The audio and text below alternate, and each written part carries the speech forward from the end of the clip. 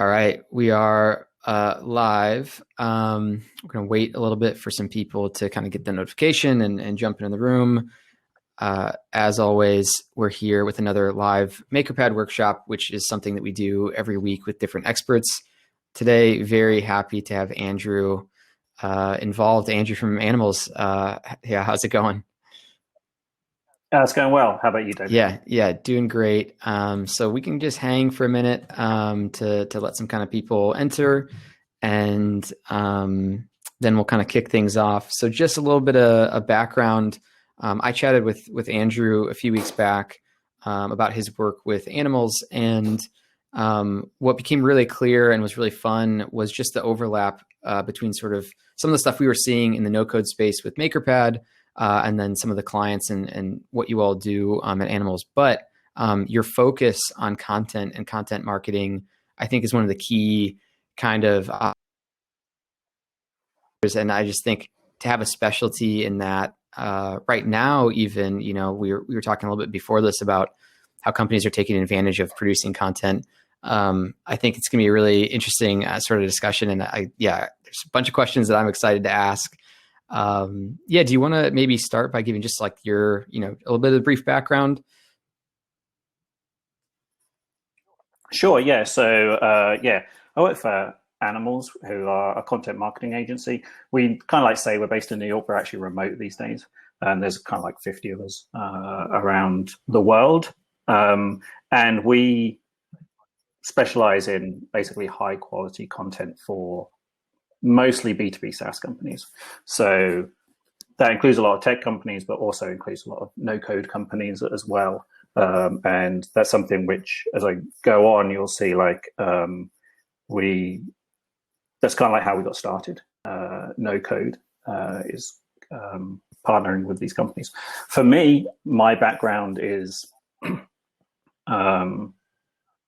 actually starting out as a scientist. So I studied neuroscience in university and then spent about 10 years as a neuroscientist in the UK, in Switzerland, and then in the US, where I live right now. And one of the things which, people think about science as just, sitting in a lab, white coat, petri dishes, test tubes, that kind of thing. But a significant amount of science is writing, because you're either trying to report all of your data and experiments, or you're trying to get money to do all of those experiments. And either way, you're writing about it. So you're either writing grants, you're either internal review boards, or you're writing scientific papers, or you're editing all of the people in your lab that are doing that at the same time. So that's kind of like one of the things which kind of like got me started and got me interested in writing, and more kind of like technical writing initially. But then as my contract was up at the lab I was working with, and kind of like had the choice of, continue down the scientific route or try something else, I kind of like thought, well, I enjoy writing, maybe I can make a career out of that. And that's kind of like how I got started. Initially as a freelancer. And when I started as a freelancer, kind of like my selling point was this kind of like technical writing or scientific background, where I, instead of what that allowed me to do was to be able to do data analysis for people and then write about it, or because I was able to write about, the psychology behind certain ideas. And kind of like article that set me off on a career in content was one on, it was called Why Steve Jobs Takes Long Walks, for Canva. So Canva, their original content strategy, they actually have a completely different content strategy now around use cases. But their original one was about the psychology of design and why it works and why it doesn't. And I wrote a lot for them on the psychology of design and help them kind of like get their blog started on that. And that's how come, I started towards when Animalz started up. That's how come I entered. It's a great title. I can see why people that was well received, and Yeah, I think the background mix of skills is fascinating. You mentioned Animalz sort of started in the no code space, but then transitioned to sort of this blend of no code and content. Can you explain that a little bit further? Yeah, sure. So one of our earliest customers was Airtable. So one of like the main ideas we have at Animalz is that we should be our customer's customer as much as possible, because when you're writing about a product or a service or an app or whatever it is, if you don't truly understand what it means to use that product or service or whatever, you can never really write properly for a customer, because you're never truly understanding it. So we wanted to write as much as we could and as best we could for Airtable users. And the only way to do that really was to become an Airtable user. And that's kind of like how we got started in using like no code, in particular, originally Airtable, but also that's happened with Zapier as they were a customer, and more recently Retool as they're a customer. Also goes beyond that to really as many tools as we can possibly use. So for instance, for a while, Customer.io were a customer, so we used them to send emails. Profitwell was a customer, so we ran all of our revenue through Profitwell. Clearbit was a customer, so we enriched everything we had at Clearbit, and continues on as much as you can. That's there awesome. are some things which you just can't use, but as much as possible, that's the kind of way. Yeah, it's such an interesting almost way to also sort of build your company in a certain sense too, is that you're kind of growing as these new tools start getting implemented that you're just trying to learn about. And like that actually sounds like kind of a revolutionary idea to me, which it sounds so obvious, but I don't know if I've actually heard sort of content strategists or, companies or people talk about really embedding themselves as a customer.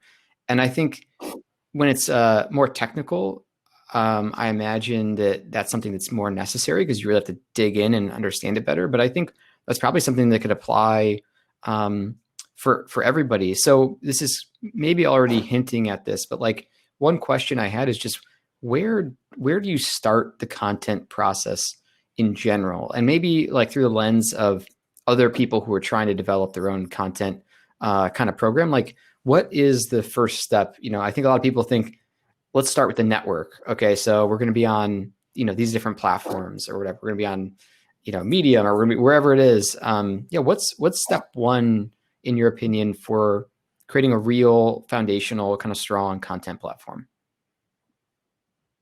Sure. So maybe I can just quickly share my screen on this. Yeah, please do. Mm-hmm.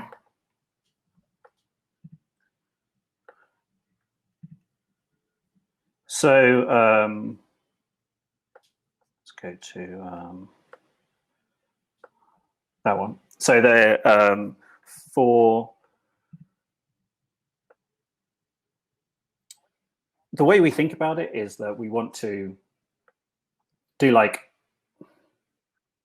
you don't want to start with just thinking about like, I'm going to be on Medium, I'm going to be on this platform, or what's my network. You've got to think like we were saying about like, what's it actually mean to be a customer of yours, and what do those people actually care about? And until you've got that idea in your head, then you're always going to struggle to write good content. And that's kind of like the basic point of where we start with our content, is thinking about it from a customer's perspective, because that's the only way to write good stuff. After that, we want to understand the product and understand your business model.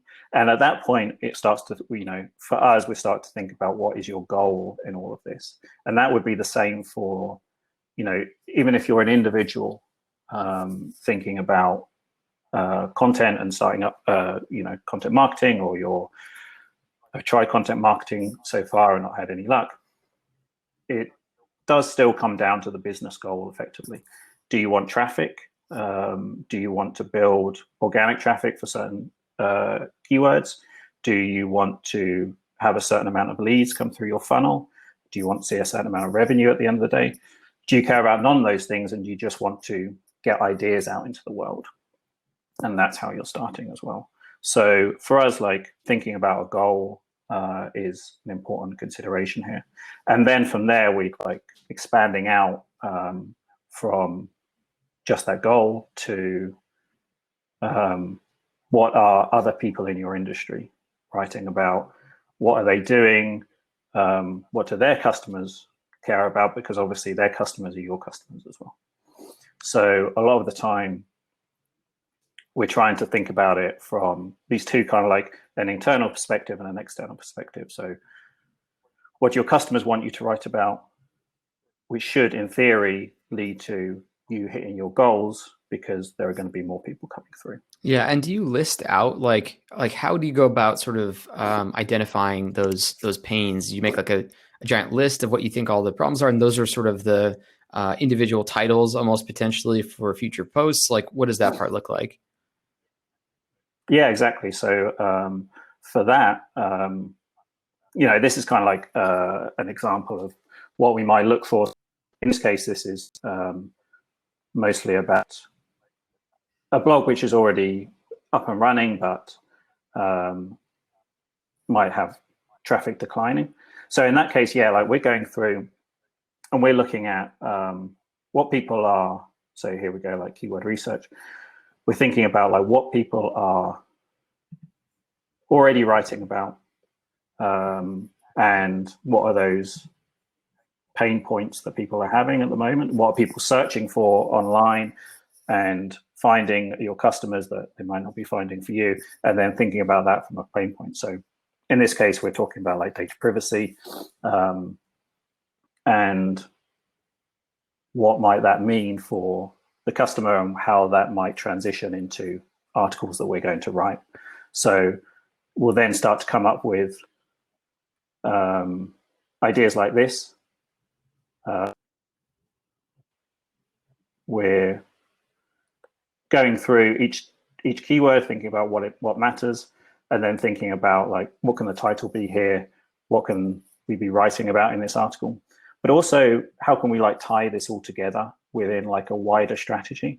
One of the key issues that we find with people starting, well, not necessarily starting, but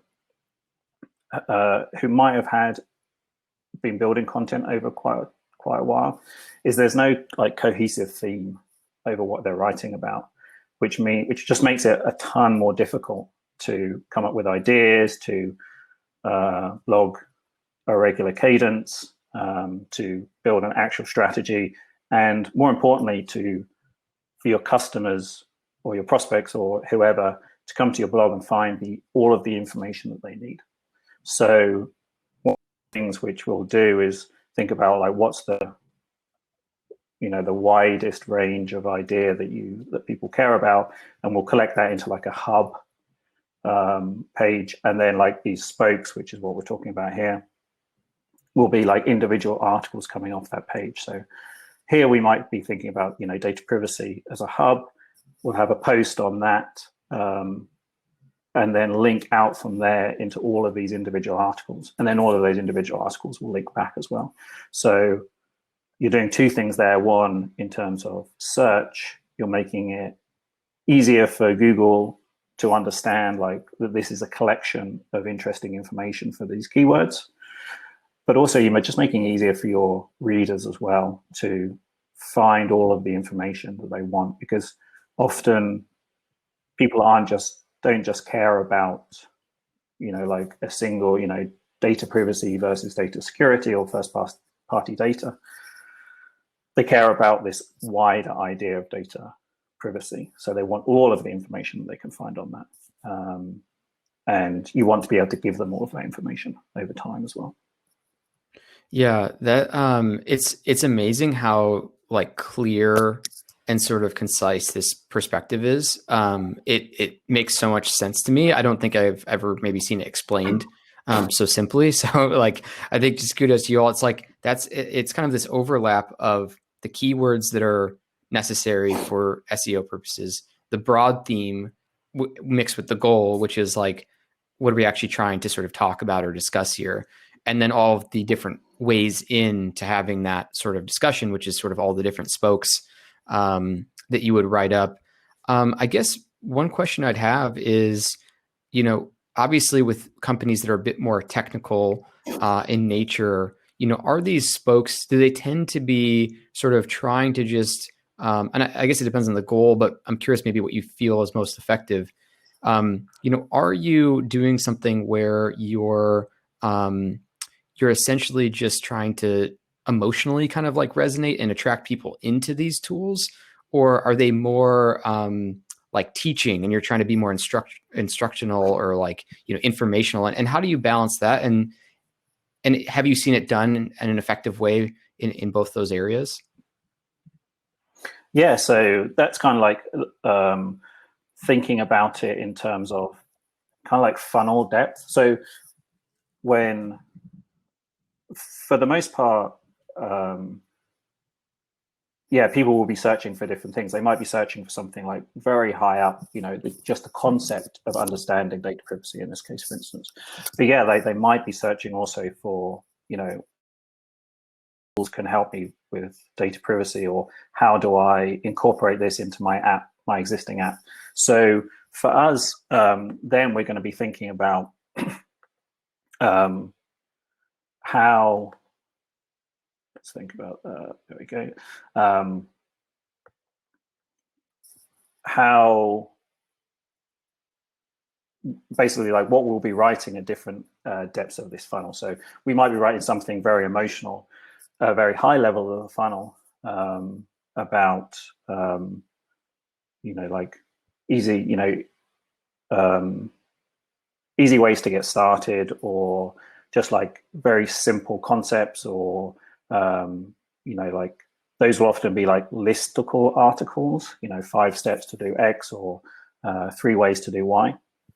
And then as we come down the funnel, we'll be thinking about like different types of articles. So here is a way of thinking about it for Clearbit.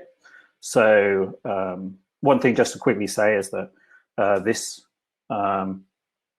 base and also this customer base are both on the universe, the Airtable universe, if anybody's interested in going and having a look and seeing basically how we work. Yeah, so to backtrack, like when we work with Airtable, like at the bottom of the funnel for Airtable is use cases, effectively. Like people want to see different ways of using Airtable bases. So we wrote about them, but we actually created the bases as well to go with articles. So you can search for Animalz, and we've got like 6 different bases up there about like basically like the way we use them in our company.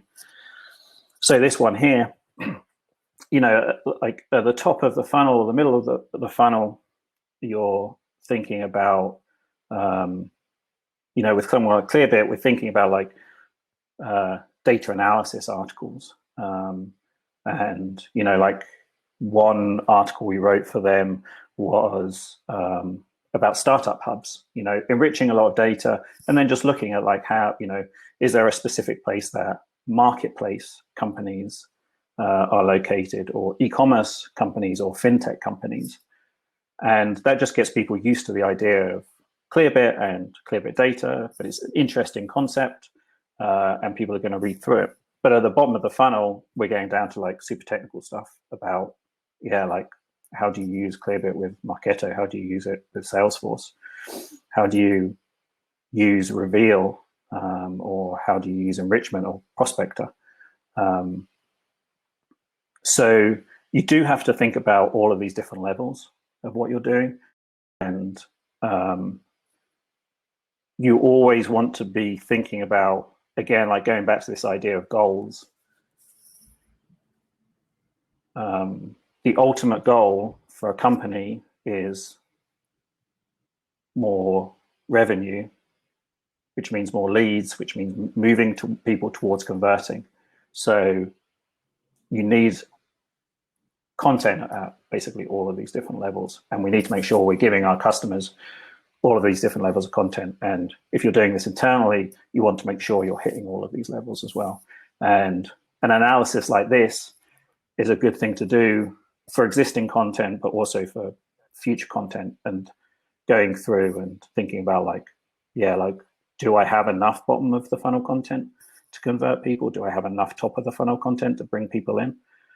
And making sure like it's all there. Yeah, no, once again, I think that makes a ton of sense to me. And so really the way I heard that is the difference between informational and emotional depends on which stage somebody's at in the funnel. And so as long as you break it down by that, you can see what mix you're getting and when posts should be more technical, when posts should be more emotional. Yeah, once again, that's super clear. So my next kind of thought is around like the way you're kind of constructing this, and I'm so excited that the base is also on Airtable, so I'm definitely going to check that out after, and we'll link that on YouTube. The question I have is around like it's very methodical the way you're building things. I think a lot of people feel like content is this thing that just sort of disappears, when you post it, like you post it and then it's just, in the river. But I just get the sense that what you're creating feels more evergreen. And so I'm curious just to hear your commentary on like the ephemerality, I suppose, of content, or your philosophy on how to make something evergreen. Is it supposed to be evergreen? Yeah, just any thoughts there. Sure. Yeah. So most content you want to be evergreen. Some of it doesn't matter. Some of it is timely stuff, and you're just going to post it and it's going to get a ton of shares, for instance, for a week. And that's kind of stuff that you might be thinking about social. For instance, when we used to, when we started out, we basically had internal competitions we had like, I think like on a Medium account or something like that, different people would post stuff and we would try to get as many views or as many shares as possible. And whoever got the most would get a prize, a very stupid prize. But for instance, like one person wrote an article about Pokemon Go, which was fine, and it got 1 million views in a week or so. And it was very, very helpful. It was a really, really good article, but nobody cares about the article anymore. It was for the time. So there's always going to be stuff like that. I think right now, there's a lot of content like that about, like COVID-19 and the way things are transitioning right now, which may not, be evergreen, but it's important to be writing about that stuff right now. Like that's an okay thing to care about and to talk to your customers about because they are worried about that stuff. Having said that, if you want to grow a blog and you want more leads and you want more conversions, you do that over time. One of the sayings we have in the company, and we have a blog post about this, is the blog library. It's not a publication. You might be publishing on a regular cadence. You might want to get something out every week, but that's not how people interact mostly with your content. The people on your newsletter may interact that way, or they'll read your Twitter feed, but most people are going to come to it through search. And that's really how you grow content over time, is through search. And search takes a long time. You're thinking, even in the shortest time frame, it's months. But the reason Animalz got started was because Walter, the CEO, previously ran another company called I Done This, which some people may know about. It's like a email stand-up. And he grew that well through content. That content he wrote, I don't know, like 7-8 years ago, that's still there on I Done This. He doesn't own I Done This anymore. Benefit from that. But that content is still bringing in thousands and thousands of views every month, probably dozens of leads every month, generating revenue for that company. So you might think like it disappears. And I think in particular when people are starting out, because they don't, they're not ranking for keywords, or they don't have an audience to help generate backlinks, it can feel like that. But the longer you go on and the more you do it, the more it grows, and it does grow steadily. And one of our customers is a company called Espresso, who just have they publish high quality content, and they've just been doing it for years and years and years, and now they're up to easily generating 1 million views a month. But if they had stopped when they were generating tens of views a month, then they wouldn't have got where they are. And that sounds obvious, but that's really the way you have to think about it. You have to think about it as a long-term strategy for the most part, even though you can have these quick hits, which are good, and they'll generate you an audience and they'll generate backlinks for you. But think about it as a long-term strategy. Yeah. And that really fits well with starting where you kind of told us we could start, which is the big idea, and then nailing the pain points and sort of creating content around that. And yeah, that makes a ton of sense for me. Real quick for people watching, I think on my screen, I'm not seeing the chat. So please add questions into the questions field if you are there and if you have any questions. I have to apologize. I think for some reason on my screen, not seeing people in the chat.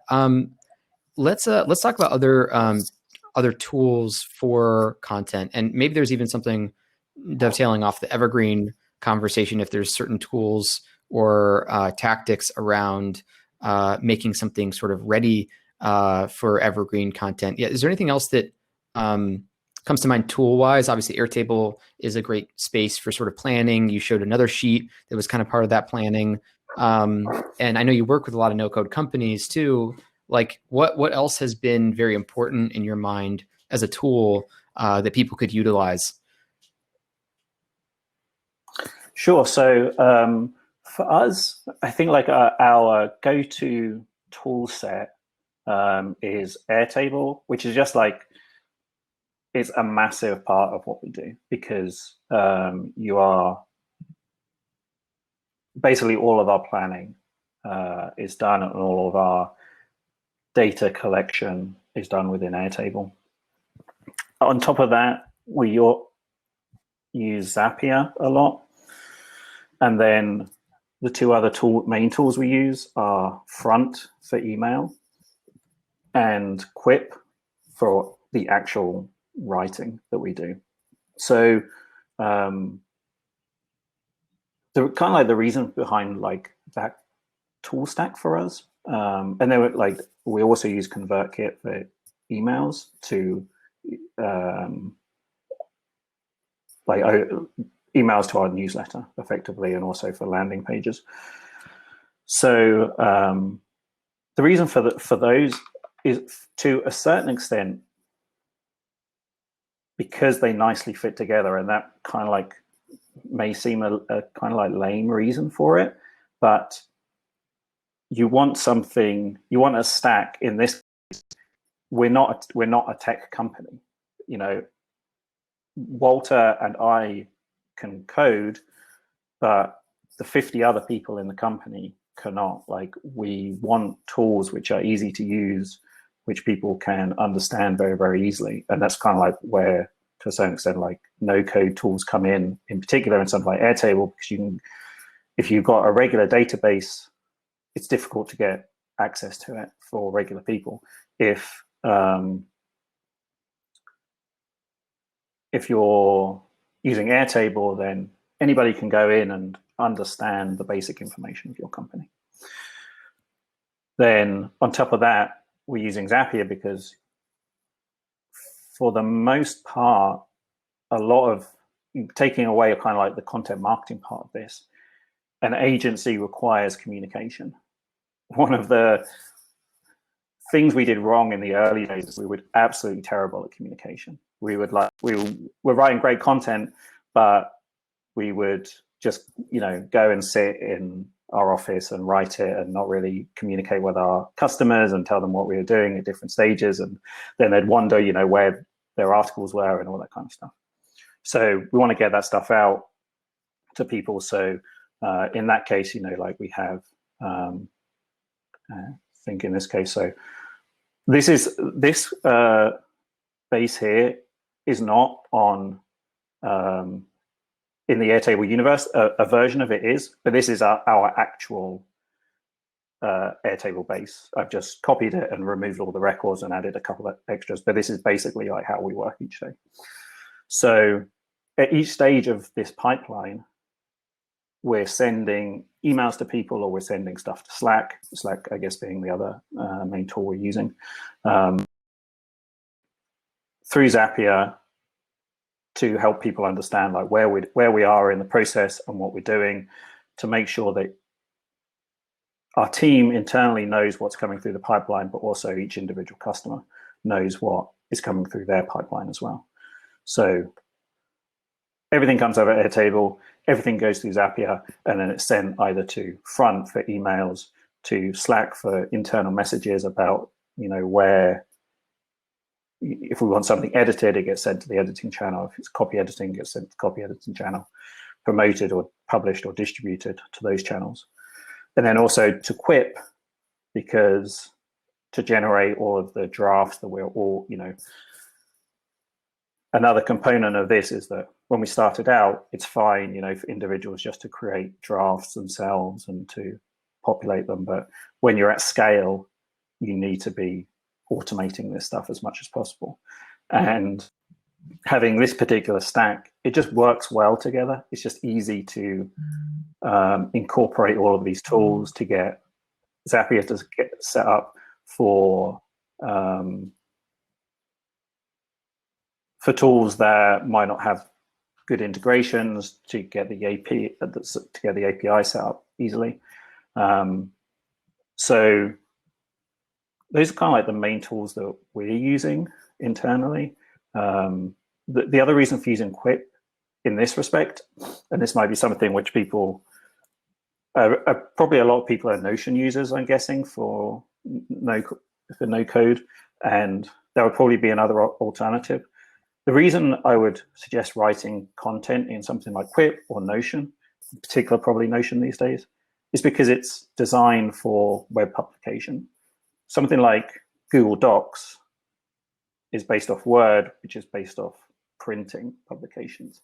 And that may sound kind of stupid, but one of the concepts that we have is an idea of visual, not verbal, or like texture over text, which is that when people open an article that you've written, they're not just going straight to the first sentence and reading it straight away, right? Like they're scrolling through it and they're thinking about, does this actually look like something I want to read first off? Does it have the components that I expect from this article? Like if it is a use case, can I see good screenshots, or are there videos in it? Is there a nice layout for the steps that I have to go through?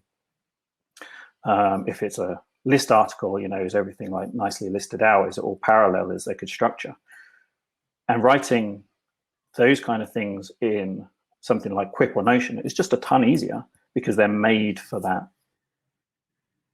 rather than something like Google Docs, which has, at least in the default way of thinking about it, like margins and page breaks, which just don't exist. So you can't, when you're writing it, you can't think about how it's going to look, whereas you really need to think about how it's going to look to a final reader when you're writing it, for sure. Yeah, super interesting. So really readers respond to the full context of an article, not just the content, and certain platforms help you create that context, at least in draft form. And I love this chart you're showing us, which is just at scale, you need to be able to sort of zap, these updates to people. Looks like a lot of that's through email, which is really nice. It's like, I think it's a good method for kind of, keeping in touch and just letting people know what stage it's at. And then if you don't mind going back to that Kanban for a second, I just wanted to like peek at that one more time. Yep. And then we've got a question or two that I'll ask here. And so every article sort of goes through this Kanban, and when you update the sort of status in the Kanban, when you drag it over, that's what triggers a zap. Is that correct? Yeah, exactly. So, so exactly right. Like an article starts in the brainstorming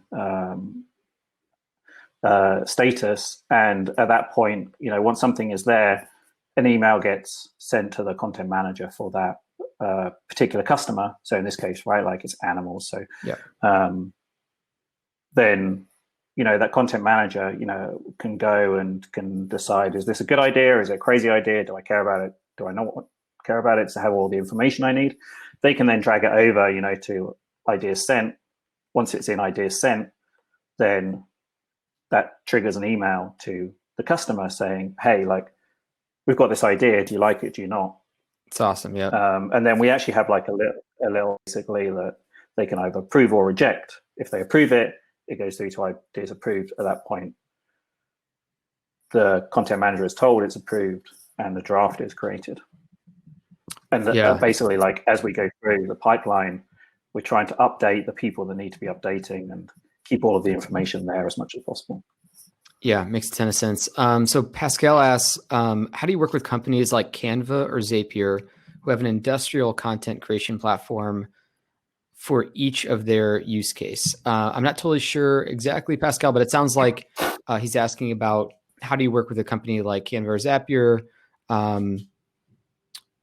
who I think have more like a technical, I suppose, content creation platforms where, people are building all these different types of use cases with Canva. It's probably very flexible, right? I'm assuming that's right. Pascal, feel free to update that if I didn't get that right.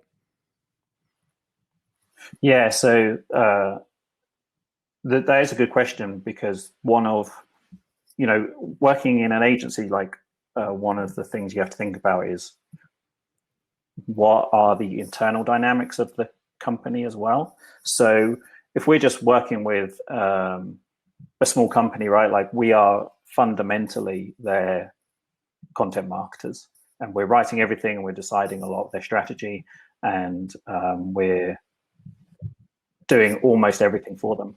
For a company like Zapier, who has just an enormous amount of content already, an enormous machine that goes along with it, then we have to kind of like work out, like, where do we fit in? How do we work with them? And a lot of the time then it's like there's a lot more back and forth. They already have their ideas. They probably already have keywords they're looking to hit. They have these ideas of like, we want to be writing about these use cases. And in that case, where it's kind of like more of a factory kind of process where we're trying to get through articles. Like, we still want to keep them high content, but there's a certain way of working with them and a certain way of like getting content out to those kind of people.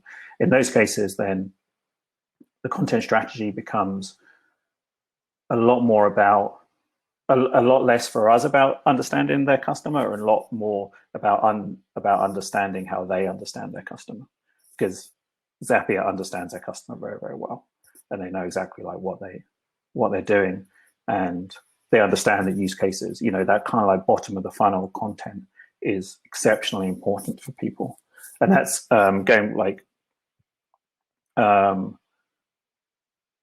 back to Canva.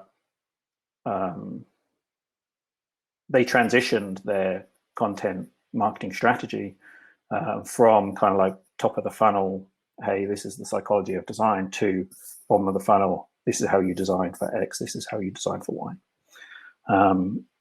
Pascal's just followed up, I see there, talking about all the pages for each integration. Yeah, so for us, like, we generally don't get involved with those individual pages. We're more involved in, if you go to the blog or whatever, and it's about like, this is how you integrate X with Y, and it's 3,000 words long, or this is, how you do time tracking or something like that using different apps, or this is how you build a content marketing strategy, in terms of Airtable. We're more involved with that rather than the copywriting of individual pages. There's another question as well about just SEO practices, basic practices you keep in mind when you're writing. What else would you want to add around just SEO? Yeah, so I think like with SEO, so when we're working on a strategy for customers, we're thinking about like the keywords that they might want to rank for. We're talking to them about what they want to rank for, but we're also going to, tools like Ahrefs for us and seeing what people are searching for, the volume of different keywords, difficulty of different keywords, thinking about, again, like this hub and spoke strategy. And, there might be the spokes are designed for these long tail keywords, but the idea is that the hub is going for like the shortest tail keyword. And then a lot of on-page SEO that we do is what you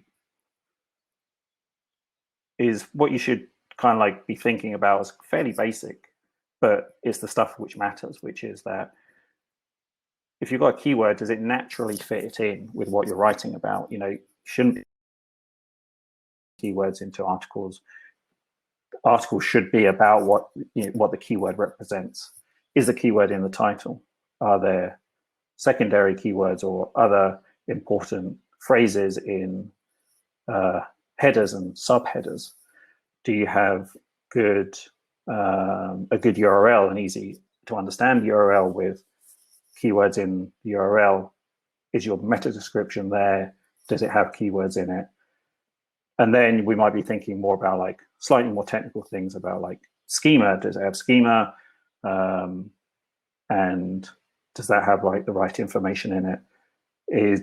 Do the images have alt descriptions and the right tags on them? And then now we're trying to start to transition into more kind of like technical stuff about the page speeds and page loads and data is being used by individual pages as well. That's important, but I would still say kind of like to a certain extent kind of old school. If you write something well, then that's basically going to be the SEO taken care of. It's good to have, like if you have an idea for an article, if you understand the keywords that represent that idea, what people are really searching for, then you're going to do well and you're going to write a good article. Yeah, that's what really matters. Let's talk about distribution a little bit. Obviously there's like social and there's like some part of the process that maybe the brands are sort of sharing stuff on social. Maybe there's like a newsletter part. I guess I'm just curious what comes to mind when you think about, like, I feel like there's such a good strategy that we've sort of heard for creating the content. What comes to mind is just a philosophy that's maybe unique to Animalz around taking these well-researched, well-written types of content and then actually promoting them or getting them out in the world. Yeah, so that it still actually comes down to the start of the article, because when you're thinking about an article and thinking about writing it, you have to think about the distribution of it. That's baked in, because you can't write an article.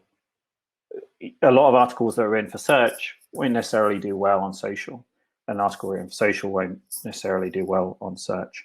So you have to think about like where do I want this to go? What do I want it to do?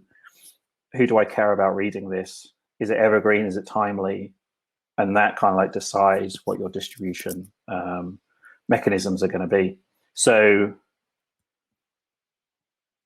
kind of like the way that most of our content is written, the distribution is through search. We will promote it and distribute it elsewhere, but the concept for it is that over time it will rank well for keywords. Secondary, we think about email, because the people on your email list are a core audience. They already care about what you're doing. They might already be converted, etc., but they're the kind of people who will generate backlinks for you, and backlinks are going to be important for ranking over time as well. They're the people who will incorporate your ideas into their ideas as well. Having said that, you can also think about one of the articles on this that I kind of like added to this mock here. There was an article we published late last year. So this is you can go and read this article on our blog. And this article is not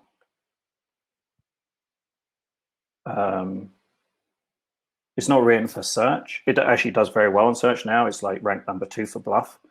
But it was written to generate interest on Hacker News, basically. And when we were writing it, I didn't write it. I just put that there because I was just adding myself as the only person in the company here. One of my colleagues called Jan wrote it, and it's written, if you go and read it, for people to read Hacker News. And it got to the first page, and it generated a ton of interest and a ton of views for us. But it's exactly the kind of thing that shows that you have to think about your distribution channel. Is this going to Hacker News? Is it going to a subreddit? Is it your own small community? Is it going to search? Is it going to an email? Is it going elsewhere? Like Growth Hackers or Inbound or things like that. But that kind of decision has to come very early on in the process, because otherwise you'll write something that you think is going to do well, think is going to generate a lot of interest on social, but it's just going to fall flat on its face because you haven't quite thought this through. Okay. And what just to finish that off, one of the interesting things about these articles is that is like I say, right, like this article was written more for distribution on Hacker News in this case, but it led to a massive increase in our organic search traffic because it led to a lot of backlinks, and it helped like bump up Animalz blog overall because of that way. And that's kind of like why you need to think about this mix. You don't always just want everything to be SEO based. You want to think about like what can you push towards your different distribution channels. So got about maybe 10, 15 minutes. If anybody else has questions, feel free to add them. I have a quick question and then a longer question. Quick question is percentage wise of importance. How important is the title relative to the content? 10%, 90, is it 10% of the thing? Is it 50%? Yeah, that is a good question. I don't know if we've ever put a number on it. It is important. I don't know, like if whether I put like, so I'm personally terrible at the things we do a lot. When we create a quick draft is, we'll have the main title up top, but often we'll generate like 10 other titles for an article just to like mix it up and think about like what are the other ways of thinking about this. And my ones almost never get chosen. I always think like it's the writing that matters, but it is the title which gets people to click through, and you do have to think about that. You don't want to be, it's kind of like burying the lead, right? Like in content, in search in particular, the lead is your title. That's the thing which people can see about an article, and it needs to be the point of bluff, right? Is the idea of bottom line up front. In an article, you don't want to bury a conclusion at the bottom. You want it up top, and actually the most top is right at the. So you want the title to encapsulate the idea to bring people in as much as possible. I don't want to say like over 50% because then it sounds like more, like you should care about titles more than actually writing, whereas it's the writing that actually people are going to read.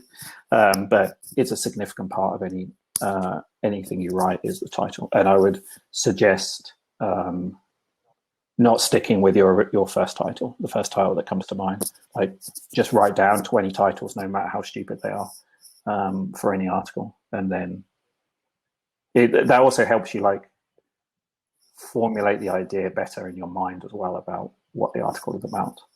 And then the title comes slightly more naturally. I think that's a great sort of policy. Just keep generating titles and then pick from them. So the longer question, now that I've slightly forgotten, the longer question I had was about partnerships. So, you mentioned backlinks as being part of the mix of content. How, you can kind of share anything that comes to mind around partnerships, but like, what weight do you put towards that in terms of just your overall strategy? Or do you have examples for people for just how to think about how to create either partnerships or backlinks? Maybe they're the same, maybe they're different. I don't know. But I'm curious about that, especially maybe today. Like, let's talk like 2020 strategy, what does that look like in terms of either backlinks or partnership? Sure. So I would say, like, in particular in 2020, the kind of like cold outreach idea is not going to get you very far. We, this week, right, like, I've had 2 people reach out to me about putting links on the Animalz site. One, like, I don't run the Animalz site, like, my name's not on, and understand that I'm not the person to contact about that. But I'm unlikely to do it because, one, it's work, so I've got enough of that, and 2, it doesn't necessarily fit with our own content goals in terms of Animalz. For us, there's a certain amount of, there's basically partnership baked into an agency, because we have, whatever, like 70 customers or whatever, that we've built a network around, and they know each other and we know them, and we can say, hey, like, we're going to put a backlink for X customer in Y article. And that's, part of the plans which we do, to generate kind of like backlinks more naturally, because then we can control and make them more natural. We don't just pump them in wherever. We can talk about, and one of the things which we'll often do is to combine, 2 different customers together. Like, we might talk about making videos, for instance. So a good example would be that we work with a company called Profitwell, and Profitwell has, one of their major content strategies at the moment is video. They use Wistia, who is another one of our customers, to make their videos. So it makes sense to talk about, for Wistia, talk about how Profitwell have done that. And that's a win-win for both people. For people who, if you're not running an agency, it comes down to community, I think, a lot of the time. And again, like, it's a slightly slow growth opportunity, but if you can build a community around what you're doing, then this makes it makes getting backlinks and those kind of partnerships a lot more easy, because you're kind of like baking it into what you're already doing, and then people will do it naturally as well, rather than thinking they have to be forced to do it. So if you have a Slack group, for instance, around your product, putting your articles in there and saying, hey, like, read this, if you want to backlink to it, that's great. Like, that's an easy way. It's an easy win. So for us, like, we don't do a lot of cold outreach to people. We will try to do things as naturally as possible. We will, if we are looking for like backlinks beyond our network, we will try and make sure there's a natural way to do it, and and something in it for the people that we're asking to do work for as well. Like, if you're asking somebody for something, you should be giving them something equal or better in return. Totally. So last question, and thanks so much for the time today. And, I'll let you kind of tell people a little bit more about where they can find Animalz. And again, this will be on YouTube, and I'll link to some of the stuff that you've, shown us today as well. How does a forum strategy fit in with content? I'm hearing more about multimedia now. You've got the YouTube, you've got, you were mentioning kind of Slack, like, how does like a forum, because I feel like that's something where people are building more forums and stuff like that now in different niches and stuff. So yeah, how does that fit? So the answer is, at the moment, we don't know. It's something which, like, obviously, like, the world has changed a lot in the last month or so, but be like a major part of our like 2020 for us was like, how do we build more of a community around what we're doing and around our customers and things like that. I feel that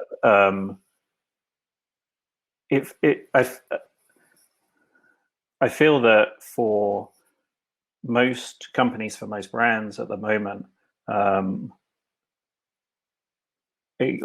going back to the more content angle, if you're giving them value, if you're giving them something good to read in our case, or good videos to watch, or you're making good products or whatever it is, then people are going to gravitate towards you and want to chat with people, the other people involved as well. Like I guess Makerpad is a prime example of this. And if you're at the center of that, if you're the hub of that, then like a natural resource to use, not only in terms of like giving them something, but also amplifying some of those people as well, and working out exactly what their problems are, and how you can help them as well. I feel like that's kind of like the important thing. Maybe research too for some of the article options, and maybe you get some naturally like community generated sort of ideas for what to write about. And it makes me think that it's just part of the funnel aspect, is like further down the funnel, like you're saying, is where it's like, oh, I've been reading, I've been learning, now I want to join this community, meet other people, but also still reading and learning there too, because you can still post. It's a good place to continue readership, sort of like email. Yeah, that's a great idea. That's a great point. And actually, that kind of reminds me of one of the things which we do when we think about strategy is, we will go to subreddits, like tools or for ideas or whatever, and see what people care about and like what their problems are. And maybe on forums and stuff, particularly, like a very, very low level, maybe, like even below like bottom of the funnel in terms of like marketing and new customers. But there's a whole part of content which is about retention of customers and about upselling customers as well. So if you can understand why people are leaving your tool in particular, and just to help them out in that way, then like you've made yourself money. You could segment your forum based on the different levels as well, and then that would help you segment your content types based on, and like you're saying, as an upsell or an upgrade or something. Thank you so much for jumping on. We're about out of time here, and I've learned a ton, and I'll probably re-watch this just because I also want to check out some of the stuff you had on here. Do you want to just share anything else about yourself or Animalz? And like I said, I'll collect some of the links, and those will all be linked up on YouTube as well. I'm excited to dive back in. So thank you. Cool. Yeah, no worries. Yeah. So if anybody is interested in working on a content marketing agency, then we're animalz.co. But I think like what's maybe more interesting for a lot of people is what I've got up on the screen right now, which is our community, our Slack community, which we started a few months ago now. We've got almost 1,000 people in it. And if you're interested in content marketing and learning more about it, then this is a great place to start or to learn more. And it's exactly like what you're talking about there, David, right? Like people coming together and trying to help each other out. So you can find this through our website. Go to the footer, there's a link to it, and you can sign up for it. And a great starting point, I feel. And then, like the other thing, which is, if you're thinking about, running content in a bit more of an organized way, then you can check out our bases on Airtable in the Airtable universe, and also our articles for Airtable as well. So amazing. Thank you. I'm excited to also look at the Animalz site, because I think I will see, thanks to this, I will see articles differently. Like I'll see that context a little bit more, and I'll sort of understand it. So it'll be interesting to even check out your site, because I know obviously you're going to run things through the same process. And I feel like an upgrade to my vision on things here a little bit. We're trying to write as much about content marketing strategy rather than like, this is what you should do with titles or things like that. Like trying to keep a slightly higher level in the way of thinking about it, a bit more in terms of like your strategic goals within your company. Amazing. Well, thank you so much. Thanks everybody for hanging out. Like I said, every week or so we are live with somebody who is an expert in their craft. Today was no different. And yeah, Andrew, appreciate the time, and hope everybody has a good rest of your week. Cool. No worries. Yep, definitely. Yeah. Thanks, man. Thanks for inviting me. Cheers.